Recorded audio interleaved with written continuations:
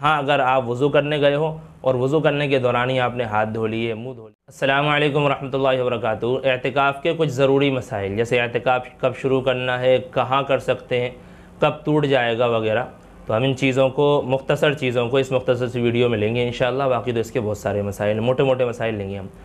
सबसे पहली बात कि एतिकाफ़ सुन्नत मुअक्कदा अलल किफ़ाया है। क्या मतलब कि बस्ती की मस्जिद में किसी एक फ़र्द का, किसी एक मर्द का एतिकाफ़ करना ज़रूरी है। रमज़ान के आखिरी अशरे का एतिकाफ़ करना ज़रूरी है। अगर किसी ने भी एतिकाफ़ नहीं किया तो सारी की सारी बस्ती गुनहगार होगी। अगर किसी एक ने भी कर लिया तो सारी बस्ती गुनाह से बच जाएगी। अलबत्ता सवाब जो है एतिकाफ़ का वो सिर्फ़ उसी बंदे को मिलेगा। ऐसे ही दूसरा मसला कि एक मस्जिद में कई लोग एतिकाफ़ कर सकते हैं या नहीं, तो कर सकते हैं, बिल्कुल जितने चाहे उतने कर सकते हैं। बस ये है कि आम आवाम को जो है परेशानी ना हो। ऐसे ही एक बस्ती में जो है, बस्ती छोटी है या फिर बस्ती है लेकिन उसमें मस्जिदें हैं अलग अलग, करीब करीब 2-3 मस्जिदें हैं, तो उनमें भी अगर किसी एक मस्जिद में एतिकाफ़ कर लिया जाए तो पूरी बस्ती की तरफ से काफ़ी हो जाएगा। लेकिन बेहतर ये है कि हर मस्जिद में कम से कम एक एक फ़र्द तो एतिकाफ़ कर ही ले, वरना अगर एक मस्जिद में भी एतिकाफ़ कर लिया तो एतिकाफ़ दुरुस्त हो जाएगा। दूसरा कि एतिकाफ़ के शराइत क्या हैं। एतिकाफ़ की 6 शर्तें हैं, 6 शर्तें। नंबर 1, पहली शर्त यह है कि मुसलमान हो, एतिकाफ़ करने वाला मुसलमान हो। कोई मोटे दिमाग का कोई सोचे कि साहब किसी गैर मुस्लिम को बैठा दो क्योंकि उसकी इस्लाम की तरफ थोड़ी रग़बत बढ़ रही है, तो इससे एतिकाफ़ काफ़ी नहीं होगा। पहली शर्त इस्लाम हो। नंबर 2, बालिग़ होना। नाबालिग बच्चे से एतिकाफ़ वाली सुन्नतें जो अदा नहीं होगी, सब गुनहगार होंगे। नंबर 3, मस्जिद जमाअत हो, यानी कोई ऐसी मस्जिद हो जहाँ पर 5 वक्त की नमाज़ होती हो और बाकायदा वहाँ पर इमाम साहब और मुअज्जिन साहब भी तय हों, यानी वहाँ पर बाकायदा तरतीब के साथ नमाज़ होती हो। चाहे जुमा ना होता हो लेकिन 5 नमाज़ें होती हों तो वहाँ पर एतिकाफ़ कर सकते हैं। जहाँ 5 नमाज़ें नहीं होती वहाँ पर एतिकाफ़ दुरुस्त नहीं है। नंबर 4, एतिकाफ़ करने वाले का रोज़ेदार होना ज़रूरी है। पूरे 10 दिन के रोज़े रखना ज़रूरी है। अगर किसी एक दिन भी रोज़ा छूट गया तो एतिकाफ़ ख़त्म हो जाएगा। नंबर 5, नियत करना ज़रूरी है, यानी एतिकाफ़ का जो वक्त शुरू होता है हम अभी बताएंगे, तो उस एतिकाफ़ के वक्त से पहले आप मस्जिद में आकर एतिकाफ़ की नियत कर लो। नियत करने का मतलब बस दिल में ये इरादा हो कि मैं एतिकाफ़ शुरू कर रहा हूँ बस। असल में जो दूसरी दुआएँ चलती हैं, बिस्मिल्लाह तवक्कलतु अलैहि तवक्कलतु वगैरह, ये दुआएँ पढ़ना ज़रूरी नहीं है, पढ़ लो तो अच्छी बात है, वरना सिर्फ दिल के इरादे से नियत काफ़ी हो जाती है, एतिकाफ़ शुरू हो जाएगा।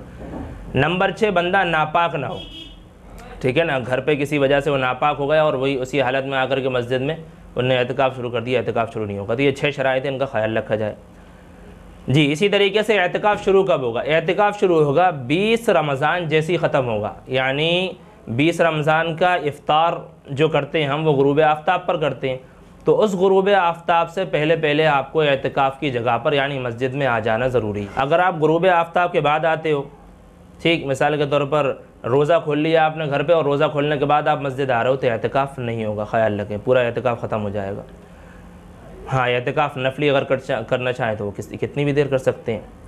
एतिकाफ़ के लिए, एतिकाफ़ में किन चीज़ों के लिए हम बाहर निकल सकते हैं, तो देखो अगर 1-2 जुमले में कहा जाए तो तबई ज़रूरत जब हो या शरई ज़रूरत हो तो उसके लिए आप बाहर निकल सकते हो। जैसे वज़ू करने के लिए आप वज़ू खाने तक जा सकते हैं। इसी तरीके से गुस्ले जनाबत करने के लिए, गुस्ले जनाबत का मतलब नापाकी का गुस्ल, आप क्या है मस्जिद में रहते हुए आपको मतलब बदख्वाबी हो गई, ख्वाब में आप नापाक हो गए, तो फिर आप गुस्ले जनाबत के लिए बाहर आ सकते हो। गुस्ले तबरीद के लिए नहीं आ सकते। गुस्ले तबरीद का मतलब गर्मी बहुत तेज़ है और आपको ठंडा बदन करने के लिए गुस्ल करना है तो उसके लिए आप नहीं निकल सकते। वैसे ही रुमाल वगैरह गीला करके आप मल लो, ठंडा हो जाएगा इंशाअल्लाह, इसके लिए आप नहीं निकल सकते।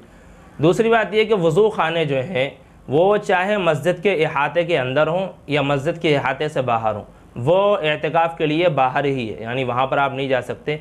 यहाँ तक कि अगर ज़रूरत के बगैर वहाँ पर आप बैठे रहे, ठीक है ना, आप वज़ू के लिए नहीं गए बल्कि वैसे ही आप अपना मुंह साफ़ करने के लिए मुंह धोने चले गए या वैसे ही हाथ साफ़ करने के लिए हाथ धोने चले गए बगैर किसी ज़रूरत के, एतिकाफ़ ख़त्म हो जाएगा। हाँ, अगर आप वज़ू करने गए हो और वज़ू करने के दौरान ही आपने हाथ धो लिए, मुँह धो लिया, तो फिर कोई हर्ज नहीं है, जितने जल्दी हो सके कर लेना चाहिए जी। अब कुछ ज़रूरी मसाइल। नंबर 1, बीड़ी सिगरेट वगैरह के लिए बाहर आना, आ सकते हैं नहीं आ सकते? नहीं आ सकते, ठीक। लेकिन अगर हज़रत मुफ्ती सलमान साहब मंसूरपुरी फरमाते हैं कि अगर बिल्कुल इज़्तिरारी हालत हो जाए कि उसकी जान सी अटके, जैसे कुछ लोगों की बिल्कुल लत पड़ जाती है कि सांस ही नहीं ले पा रहे बगैर उसके, तो फिर अपनी ज़रूरत के लिए 2-4 मिनट के लिए बाहर आ सकते हैं और फिर बाहर जल्दी से अंदर चले जाएँ।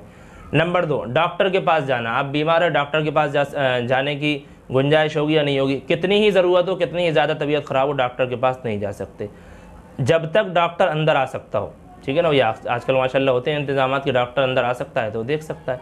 हाँ, अगर अंदर भी नहीं आ सकता और बिल्कुल ऐसी इसरारी हालत हो जाए कि बाहर जाए बगैर काम ही ना बने तो फिर जा सकते हैं।